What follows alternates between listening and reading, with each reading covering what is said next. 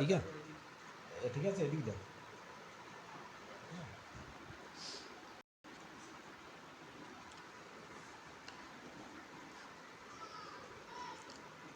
السلام علیکم ناظرین اکرام، میں حسن عباس زیڈ ٹی وی سے۔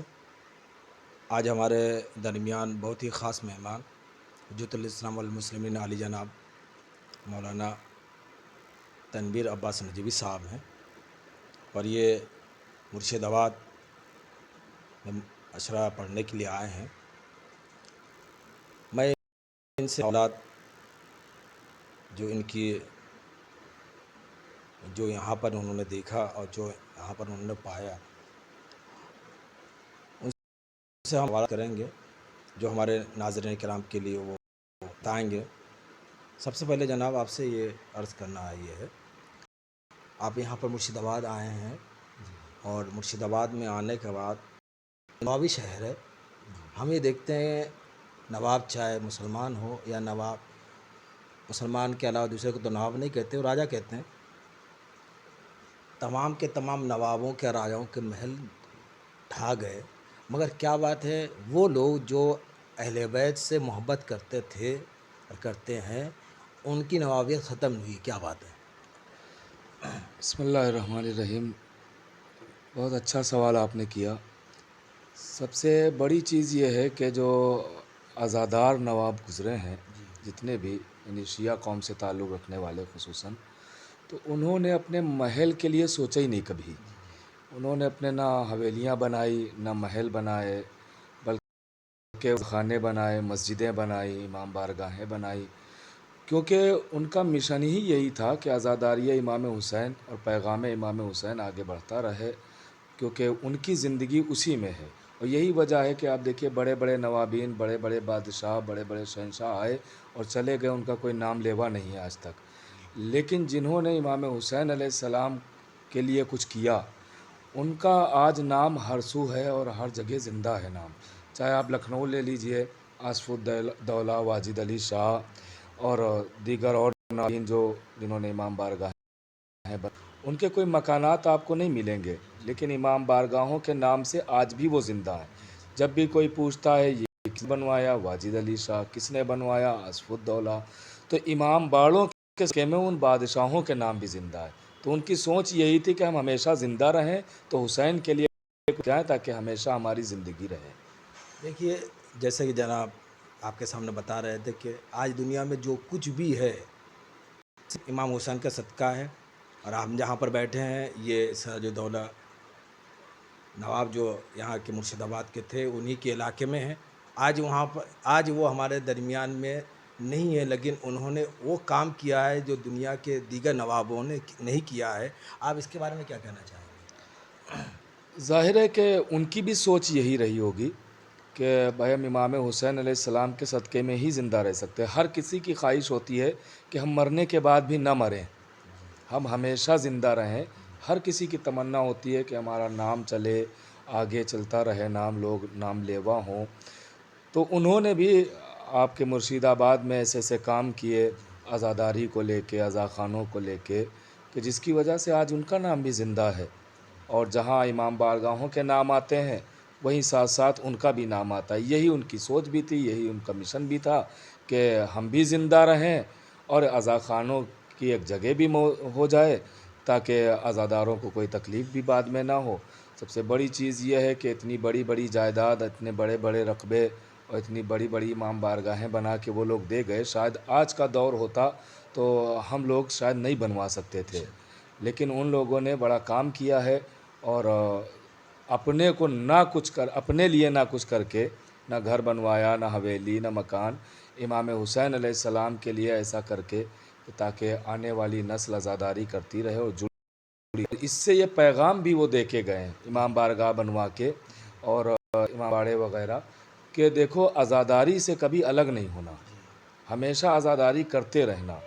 میں اتنا بڑا شہنشاہ ہو کے یہ تمہیں عزاخانہ دے رہا ہوں، اسی وجہ سے دے رہا ہوں کہ اسے ویران نہیں ہونے دینا۔ تو اس کی وجہ سے وہ بندہ ہے، اور عزاخانہ تو ہے۔ تو کیا میں آپ کی ان باتوں کے ذریعے سے یہ سمجھتا ہوں کہ اگر دنیا میں ہم زندہ رہنا چاہ رہے ہیں تو ایک ہی ذریعہ ہے، جو ذریعہ ہمارے سامنے ہے، وہ ذریعہ امام حسین ہے؟ بے شک، بے شک ہر انسان زندہ رہنا چاہے. دیکھیے میں نے کسی مجلس میں یہ چیز پڑھی تھی، ہر کوئی چاہتا ہے کہ ہم زندہ رہیں.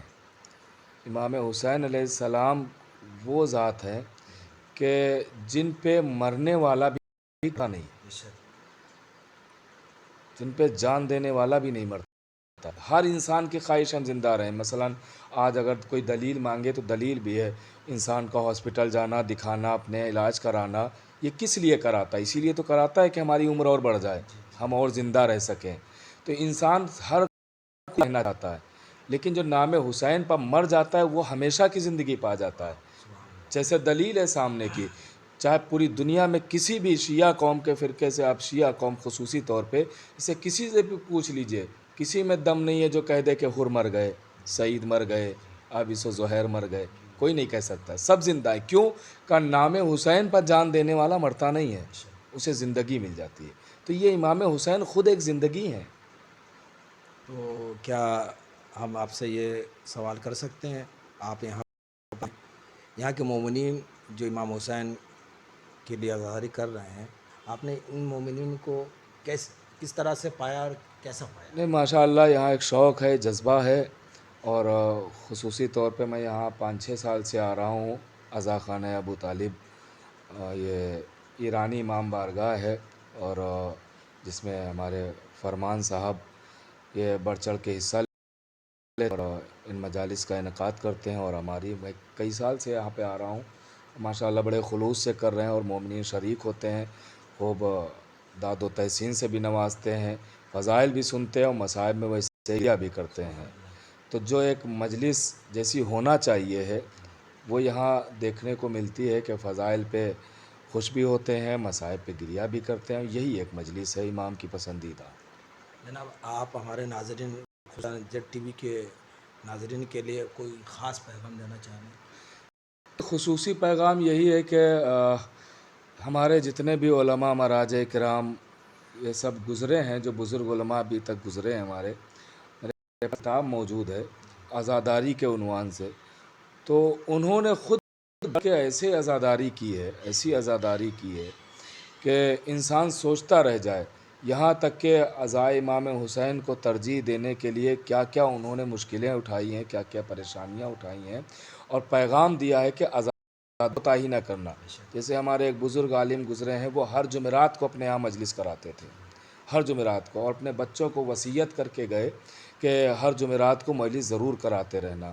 ایک ہمارے بزرگ آیت اللہ گزرے ہیں، تو وہ باقاعدہ طور پہ اپنے دفتر کو وہ یہ کہہ کے گئے کہ یہ دفتر ہمارے بعد حسینیہ بنا دینا، امام بارگاہ بنا دینا، وقف کر دیا گیا. جیسے کہ اور کئی آیت اللہوں کے لیے ملتا ہے، مراجع کرام کے لیے ہمارے یہ ملتا ہے. ہمارے پاس کتاب باقاعدہ موجود ہے وہ، کہ جس میں انہوں نے وصیت کی ہے کہ جو ہمارا یہ رومال ہے، یہ ہمارا رومال مرنے کے بعد سینے پر رکھ دینا، ہماری بخشش ہوگی اس کے ذریعے. کہا اس میں کیا ہے؟ کہا اس میں وہ آنسو ہیں جو ہم مجلس حسین میں رو کر ہم نے پوچھے ہیں. تو عزاداری کے لیے خصوصی طور پہ میں ناظرین کرام سے یہ درخواست کرنا چاہتا ہوں کہ عزاداری میں کوئی کوتاہی نہ کریں. یہ عزاداری حسین ایسی عبادت کا نام ہے جو تمام عبادتوں کی قبولیت کا ذریعہ بنتی ہے. جناب آپ یہاں پر ہمارے ناظرین کرام کے خاص وقت نکالا، میں زیڈ ٹی وی کی جانب سے آپ کا بہت بہت شکریہ ادا کرتا ہوں. اور انشاءاللہ جب کبھی آپ موقع ملے گا آپ ضرور ہمارے زیڈ ٹی وی کے لیے اپنے قیمتی مشورہ ضرور دیں گے. تب تک کے لیے ناظرین کرام میں حسن عباس غازی آپ کے سامنے الوداع کہتا ہوں. السلام علیکم ورحمۃ اللہ.